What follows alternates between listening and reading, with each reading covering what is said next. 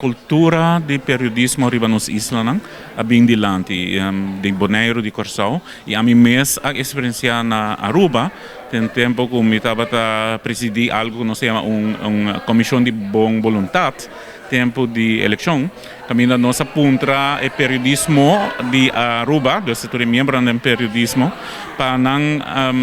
bisa afirmar que nós fazemos trabalho conforme o código, então mari para que o código e tempo aí estava tem apoiamento também eta tem valor moral, então nós sabemos discutir sobre isso aqui no tiki, porque é interessante para mirar com o efeito de hora porque bisa maneira essa aqui estava conhecimento de moralidade ou alguma norma de moralidade, começar discutir enquanto a cultura, a forma em qual você está acostumado a trabalhar. Então, a maneira que você está acostumado a pensar, que você começar a pouco a pouco modificar a maneira de mirar coisas. Então, isso vai tomar tempo, me está seguro de sei, mas a maneira que se minha ser plantar e nós reparar a ave, que pouco a pouco começa a afetar acaba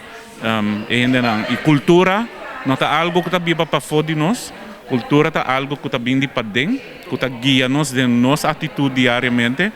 que nós está pensa, que nós está bisa com nossa água e com nossa interação com o outro não. Pois se nós continuar de bisa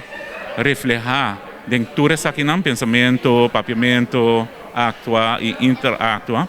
então me quero seguro que a cultura também vai sentir efeito desse aí.